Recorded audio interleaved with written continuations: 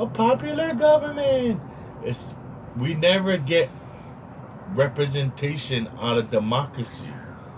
We never receive proper representation. And through democracy, we sign away our sovereignty, our rights. How has democracy helped us? Right? We got democracy, we got Hawaiian homestead. And what? Only 1% of the Hawaiian homestead land has been given out in 100 years. Right? We get all this free medical for Hawaiian people. And then what? What they do, they took away the stuff saying that it's not right that Hawaiians get free medical and not everybody else, because you're choosing one citizen over the other. You can't give free medical. So what now? The hospital the Queen built for Hawaiian people for free medical is now one of the most expensive hospitals in the world. Right? We gotta pay for all our medical. Right? How does democracy help us? We have laws that gave us rights, which was never enforced, and they used those laws to bring immigrants here and give them rights. Yeah, thank you. Can I all of Let's like finish what I was trying to say, because now that we're hitting this point where the roll is coming up, they made their mind up to do it next year. You know, when I got involved, I thought this thing was going to happen like right away. And then the more it delayed, it reminded me of 1945. 1993 was the second one. That got flopped too. 2011, and look, we're at 2015 now. I would urge all Hawaiian nationals, all those that believe in independence, let's start the government already. We need a government to sit down and talk to the state government and the federal government at this point. I call upon the people on this table. What if we just call for the restoration of our national sovereignty? Not a government, just the national sovereignty that belongs in each of us. The non-Hawaiians can vote to recognize the national sovereignty of the Kanaka Maoli. Now we decide, because our decision could be tomorrow, like Lily said. Well, if we do tomorrow, our economy, we don't need to worry about that. Lands, we get plenty lands, but we're still guiding ourselves are being led that, hey, this Royal Commission thing, this stuff that happening now is going to be good, but it's really putting us back into an old problem that we had from the beginning. May I just say that we have land that are our lands. Mauna Kea is one of them. And our young people are going to be arrested up there. And they have been arrested, they're going to be arrested again and again. How do we get the American government to agree that land should be controlled by us? Federal recognition is one path. It may not be the best path, but I'm saying that is one path. It's not a path. That Native Americans have lands they control, Alaska Natives have lands that they control, and that's what I want, land that we can control. We control lands, we get private lands, we get all kind of lands right now. Thousands, tens of thousands of acres, all our trusts. 1.3 million in the DLNR. So why we complain, or why we looking for lands, or how come we not, I'm sorry. No. Mr. K, I'll go ahead and I want to address this question about Kanailo Balo and his convention. The truth is, that is just a minority of Hawaiians who have signed up with Kanailo Balo. That's the truth. That's the fact. I asked straight to OHA and others, they said, why don't you have a process where all Hawaiians can participate? Not only those Hawaiians who accept the language in Act 195. And I tell all Hawaiians, go and read Act 195. If you read Act 195, as nationals, for myself, there's no way I can sign my name to an act that was pushed by Abercrombie, that was written by just several Hawaiians. That act never came from the Hawaiian community, let's be very clear. So there's no self-determination in Act 195. Now what is Act 195? Act 195 was signed by Governor Abercrombie, I don't know, 4 or 5 years ago perhaps, to push the Royal Commission. The Royal Commission. Right. I have asked that we need a process. See, we need a process, independent process, led by Hawaiians, designed by Hawaiians, and for Hawaiians. We had that. It was called Kalahui Hawaii. Let me finish. Not a process that was signed by Abercrombie, appointed by Abercrombie, The same Abercrombie who said, I give Mauna Kea to the world. Yeah, that's the same Abercrombie. Let's remember that. This is a process, and I challenge OHA again. If you move forward a process that does not include all Hawaiians in this process, you will see this argument here is nothing to what you see out in the community. And if you don't believe me, take a look again at what you heard in the DUI hearings. Okay, I think what we're going to do is I really have to honor our callers that are here, so I'm going to just stop a little bit. I think that there is a couple questions about the division among not just this panel, but in the community. We'll go talk about that some more. Right now, a couple of questions here about how sovereignty looks for people who are not Hawaiian. And, do you believe, this is a question from a viewer, do you believe that all Hawaii citizens should be treated equally under law by the government? It's a very broad question, but under a sovereign model. Lilikala Kama'elehiva, is equality of Kalahui, Hawaii, and under the Kalahui Constitution, natives have the right to all basic rights. They have a right to live upon the land. They have a right for religion, for freedom of speech, all the basic principles that Kalahui has endorsed. The only thing that non-natives would not have a right to do is vote. Now, half the population of Hawaii doesn't vote anyway. That's in Kalahui you're talking about. This is Kalahui's constitution. Or in a we said we have honorary citizens, that non-natives would be honorary citizens and have all rights that all Hawaiians have, but not have the right to vote. Because when non-Hawaiians had the right to vote in the Kingdom of Hawaii, they voted against the native people. And we should not forget that. We talk about, there were non-natives that were disenfranchised when America military took over. Yeah, well, a majority of us were Hawaiians. We were the most disenfranchised. We're the ones who lost our land. We're the ones who got our language banned. We're the ones. Now, everybody else has a nation they could go home to. We didn't. This is our nation. So when I look at the Kalahui Constitution, that's what I would follow. I also want to address what we're looking at for this Kankan and back to Kanai'olowalu. As you know, my son is one of the guys who helped bring Kanai'olowalu. So I'm gonna say that's my point of view, and I'm always going to stick up for that. And for him, there were things I think we could have done better. Could have talked about land more. So they can take your lands anyway. I want to look at the 500,000 Hawaiians that are out there from the last census, and about 250,000 of them live away. Of the 250,000 that live at home, about 125,000 are under the age of 18. So if you look at 100,000 Hawaiians who can vote, who live in Hawaii, that's about how much you got on those rolls. So I'm going to defend those rules. I plan to run for the Con-Con. I hope everybody who's at this table will also come to that Con-Con and say, I disagree, and I want this instead of what you want, Nicola. Let's have a disagreement. But I think we have to have the Con-Con. Yeah, this question, again, to go back to the viewer question, is a little bit about how it looks to non-Hawaiians. But we're talking about two different models here. We're talking about the federal recognition model. We're also talking about a sovereign nation model. So, Peter, actually, we're talking about, in answer to the question, what is that again? Hawaiians deserve the same constitutional shield of protection that every other indigenous people in the United States, to be able to organize ourselves and to propose a model. And that model could be independence.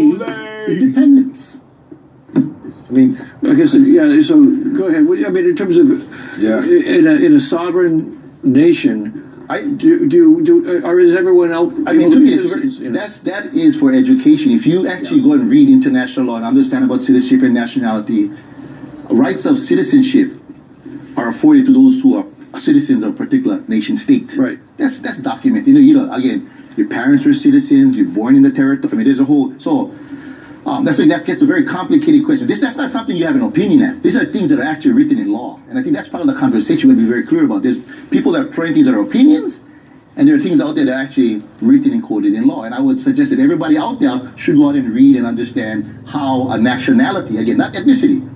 That's not the same thing. Ethnicity and nationality are one and the same thing. Well, that's a very important point. And that's what I wanted to explore a little bit, is that when we talk about who votes on a federal recognition model, then you can exclude non-Hawaiians in those voting. That's an ethnic model. Yes, that's not a national model. Right, but if you actually had a Hawaiian sovereign government that ran Hawaii, you couldn't exclude. As an independent Hawaii, then we can look at the Kalahui model where non-Hawaiians would be considered honorary citizens. The independent model would include military, would include government, would include money.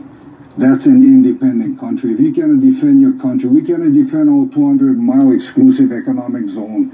If we cannot provide for these people that live in Hawaii, how much we get now? 1.3 million or something like that. What about our economy as an independent country? Trade and commerce. Making a lot of money doing trade and commerce. Right now, with the Jones Act preventing that. So there's a lot of ways to make money. We have a lot of money ourselves, just beneficial. Do people who are not Hawaiian, should they be afraid of this process? No, They should not. My mother is a non-Hawaiian. As I always tell people, I would never do unto anyone else I would not do to my mother first. So let's be clear about that. If you understand our people, our people are the most diverse, whether it's religion, in color, hair type, lots of hair, no hair, whatever. And to somehow suggest that we would be biased to people because ethnicity, I think is very, it's based upon a model of people who come from that kind of thinking. So we don't. I don't think there's any place in the world where you find that people as diverse as our people, Hawaiian people. There's no place in the world. And so It's true. to somehow believe that we would become like those people is really to not understand who we are as a people. And I would say this, in my family, I have people who are of all ethnicities. And for people to not understand that we are, if you haven't been in Hawaii that this long and haven't experienced our people, that's where you end up asking those kinds of questions. And I think that you got to blame colonization for that. I think it's one of the most misunderstood, for some reason, thing about we are the people of Aloha. We have always been the people of Aloha. It's in our DNA. So while people see us arguing like this, and while they may be offended by some of the media coverage and how mainstream media manages Hawaiian issues, basically, whatever the model ends up, I am confident it's going to be inclusive. This is a great question. Philip from Hilo says, there are not enough Hawaiians to vote for sovereignty to pass it. We need to educate non-Hawaiians better on the issue. It's not a Hawaiian. It's not a non-Hawaiian thing right now. Nationality is all about Hawaiian. At this point, the only way to make this, in other words, if say Hawaiians wanted to be American, federal recognition, they wanted to be American for whatever reason, you still cannot harm the independence movement and what we choose. If we choose to form the government tomorrow, guess what? We might beat the row in the amount of people we can pull together to make that happen. Guaranteed. Just make sure Hawaiians are going to have land in schools. I want to run our own All school I'm system. saying is That's what I trying to want. answer the questions too at the same time. I think of Put it all in the trust, non-Hawaiians who are themselves. afraid, what they really ought to do right Snyder now Act. is petition the We state of learned that. Hawaii to allow us to run our own school system, have our own board of education that's run by Hawaiians, our own school system that's run by Hawaiians, and that we can run and teach our children. Right now, we're homeschooling my granddaughter Snyder because Act. we don't want her to go to an Waylon American Howard school. Act. We want a Hawaiian school. So how do the non-natives support us now? Kacheri Don't tell us about later versus on when we get some Salazar. land. Tell us now how you're supporting us. You should be supporting us to have land right now. They ought to be calling up Governor Ige. Hey, let those Hawaiians be on the mountain. Let the Hawaiians control the mountain and move the TNT to 1881 Mount Fuji. detribalization That's what they should be But doing. let me just add to this point. See, I would suggest, Hawaiians at this point in history, let's be honest. We're no longer ask them to tell us. Let us be on the mountain. See, we are now telling them, we know. See, the young people, we know. Right. There's no treaty. No treaty. We never gave consent. No consent. Never. Never. There's no title. No the state of title. Hawaii does not have title to the No mountain. title. I can prove that without a doubt as an educated person. And in fact, I would challenge Governor Ige to prove otherwise. And so to suggest that somehow that we all shouldn't be part. See, nation building is going on. And I look at Office of Hawaiian Affairs and other state agencies who support, don't forget, this Kanai'olopalo came from the governor's desk. The governor's office has never had the interests of our peoples in mind. The governor's office supports those who oppress our people and support those who benefit. There are many of those people out there, industries that benefit of our oppression, that benefit our lands and resources to this day. And the reason we have to fight is because we can no longer look to the government and the state agencies to protect our interests. I understand. And at this time, our people have risen and will rise stronger and do whatever it takes to take places back like Mauna Kea. On the The question that we also have from a viewer is about Snyder Act. one person Waylon made Howard reference Act. to the Civil War, in terms of a state trying to withdraw from the Terry nation, versus and brings up the Salazar. question is, many people would make the argument that there have been a lot of things that have happened since the overthrow that made this a legal country, a legal state. How much resistance do you expect though from the United States for this kind of an issue of an independent Hawaiian nation? Eventually, do you get a snapback where it just... You know what it is? Respect and disrespect. They don't respect us anymore. We're invisible. They don't respect us. Invisible. We're invisible, bro. And so that's the disrespect. So from day one, when they took over, and all history gonna show all that, and disrespect. That's how we get away from racial discrimination and all the talk when we talk about respect and disrespect. This one Kupuna will share this with me. He said, Bumpy, that's what no more in everything. And I was like looking at him and that's on everything. So for just what the whole subject of nation building, nationhood, we, each Kanaka, should have the protection of diplomatic immunity to me. So that, kind of like Mother Teresa's thing, food, clothes, shelter. So that all people don't worry about having to lose retirement, or if they're military, having to lose that kind of money, or, having to lose their land, or even non-Hawaiians. The respect and disrespect come back with our law on all people. You watch things change for the better. We all might be this way and arguing and all that right now, but I think when those things come out, it's got to be viewed that way. Otherwise, we're never going to have it. Right now, we're invisible. Peter, to the question from the viewer is there really... Is one of the reasons that you support federal recognition is that you really don't think the United States would ever give up a legal, the United States question. would win ultimately in a tribunal kind of situation? I go back to what I think is the most important in terms of the relationship between the Hawaiians Snyder and the Act, government. Indian Act, It's insulting to Citizenship me Act of that 1924, we are Waylon Howard Act not of Native Americans. 1934, Indian to rational Reorganization people, Act, right?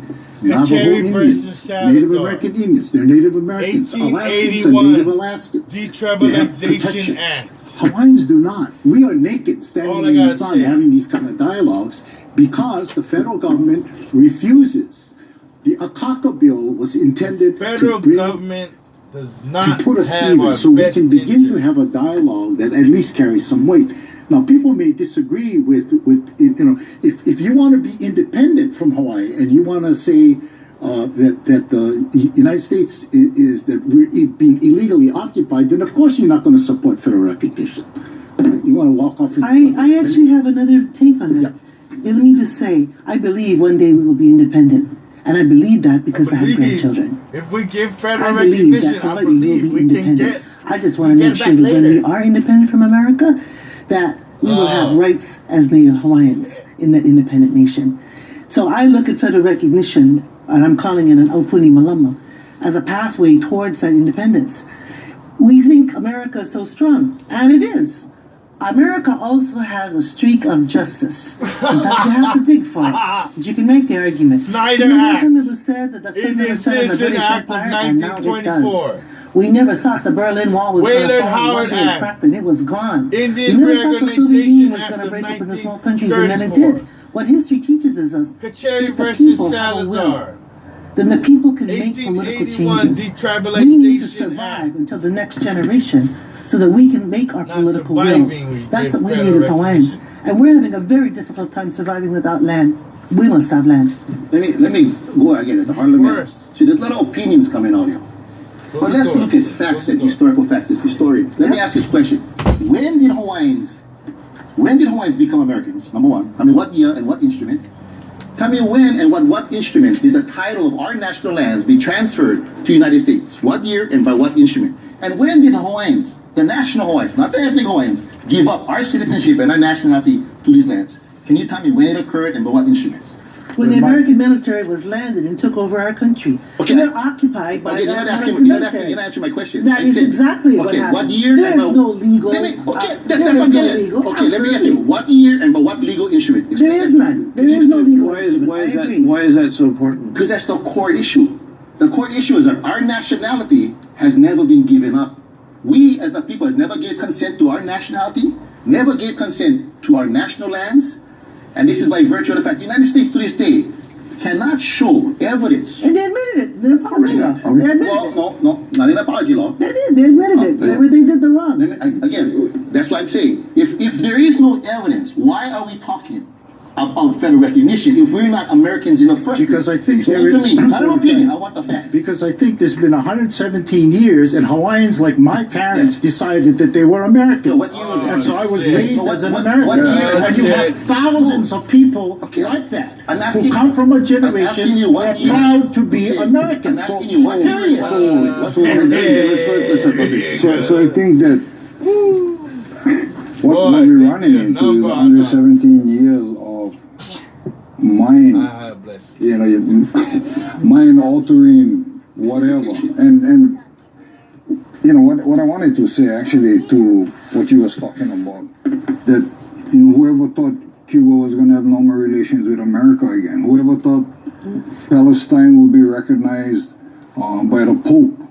You know, Hawaii, you know why we stand alone, we stand naked and we no more protection? Because we have the choice to become a restored independent country. That's why we stand naked. You know, and can I help? And can I help? You're right, Peter, because my father-in-law told me the same thing. He said, boy, you know what? We never know none of this stuff. I was giving him the UN stuff and he was telling me, I never know this. He's military man. My brother was military man. So we getting there, you know. I believe we all getting there, but that's the way we stand on things, you know. Let me ask, what is the process, though, on that specific issue? Let's set aside federal recognition for now. So what's the process that gets the United States government to recognize what you folks are saying?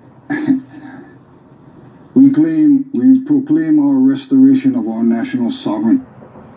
It's not a government. It's what Kaleko are talking about, that we was born with.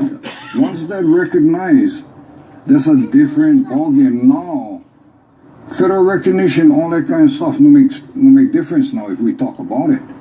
But at least we recognize that we are Kanaka Maoli and this is our national lands, and we want to control that again. We want to put our people back on the land. We want to better our health, housing, education, and all that. And then after that all power, then we got to figure out how to help this economy. To me, the state government and the federal government stuck. Their policies, their legislative work and all that, not going to be able to make Hawaii a better economic state. It's not going to. We're the new kid on the block. An independent country would blow holes to the economic woes that we face right now. There would be no way that we're controlling an independent country as Hawaii. And we can control ourselves. We don't have to control the state. Little by little through transition. That's It what I'm talking takes. about. That's exactly So what I'm why talking we not about. go for the whole thing instead of we go for little at a And time? there are plenty Hawaiians who want to be a Yeah, because they don't know some of the stuff Most we're of not them don't telling have them. education. Most of them are miseducated with history. That's why I go back to understanding truth and history is the key to everything. Truth and history is the 99% key of our to everything. children are being miseducated. Not opinions, but truth and history. Okay, Peter? I agree that education is important, but I tell you what I think is the most important thing. Nothing is going to happen with nationhood, whatever you want to call it, without the support of the people of Hawaii. Correct. All It the ain't going people. to happen. All the people. All the people of Hawaii. So we gotta, whatever the model is, it has to be inclusive, it has to include them, and there has to be a democratic process by which that model, whether it's independence or federal recognition, is put forward. I think it's been amazing that over all these years that the general public has generally been supported, especially coming out of the 70s, the activism of the 80s, the return of Kaho'olawe, the creation of the Hawaiian Office of Hawaiian Affairs, all supported basically by the people of Hawaii through a constitutional amendment. I fear that support is diminishing because we're not being very articulate about exactly, what we're talking about, and I think people are beginning to feel threatened. Education is the key.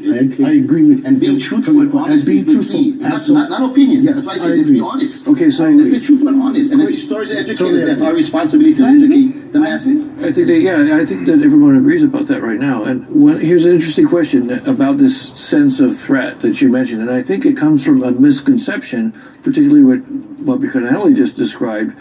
Someone from Kailua, how are they proposing to run the islands if they took over? That's really not what we're talking about, is it? That's a lack of education. That's why that question is asked. Gay is talking about the Hawaiian spirit now. Right, I know. Well, that's what I mean. This is a very common misconception, I We think. can eat from the land. Here's If we what didn't have to pay rent, we wouldn't have to worry about money so much.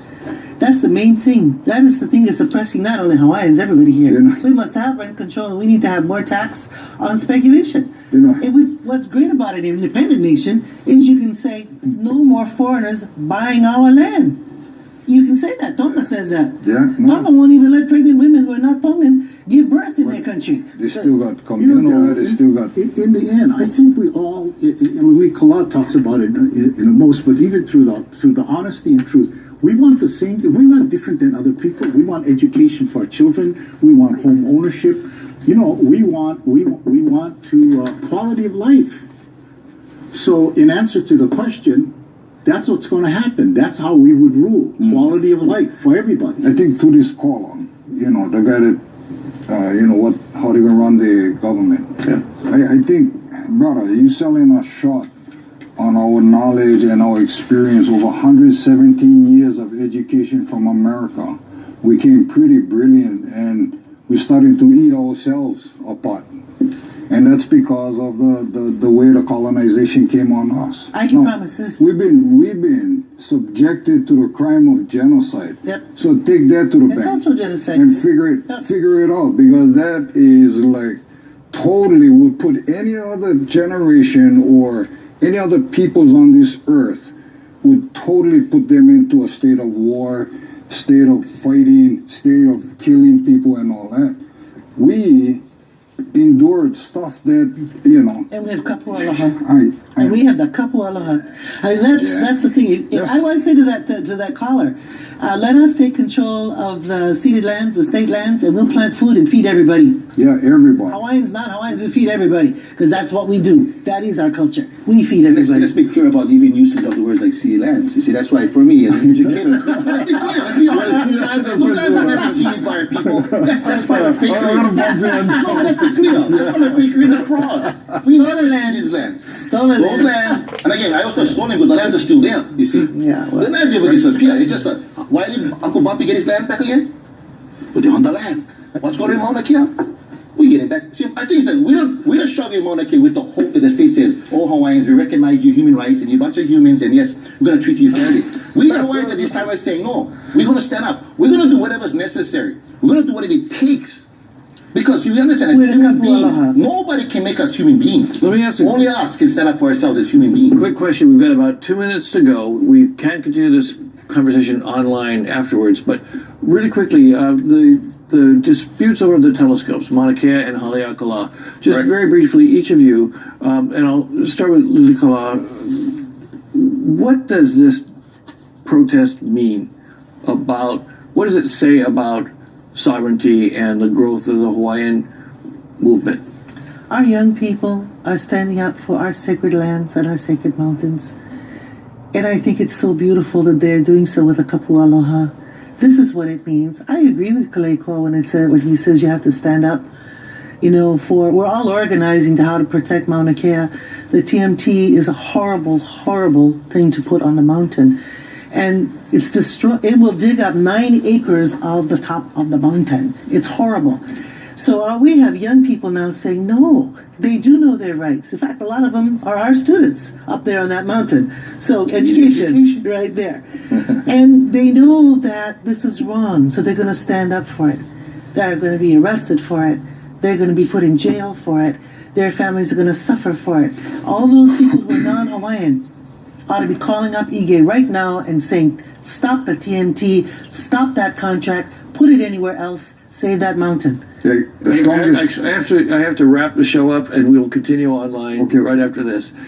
Hawaii's public schools, talking about a completely different subject, Hawaii's public school reform efforts have earned praise from the U.S. Department of Education, but there's always room for improvement. How can our public schools close achievement gaps, boost graduation rates, and address issues that interfere with learning? Next week, how can we improve our public schools? Hopefully it'll be as lively as it was today. That's next time on Insights on PBS Hawaii. I'm Daryl Huff. Ahui ho.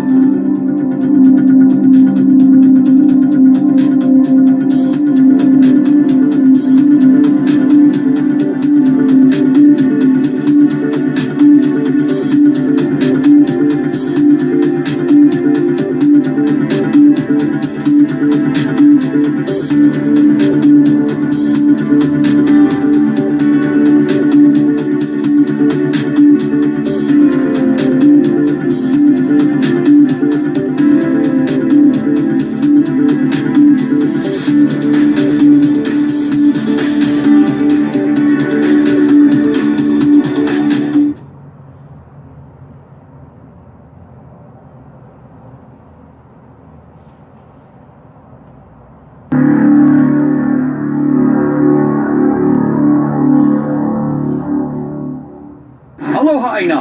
I'm Ehukekahu Cardwell with the Kiwani Foundation here on Free Hawaii TV, a part of the Free Hawaii Broadcasting Network. Last week, we reported on the need for food sovereignty in Hawaii because of a dire statistic. By the year 2050, the U.S. will have trouble feeding its own people, and the risk that will put on the people of Hawaii, who are held hostage every day because of this.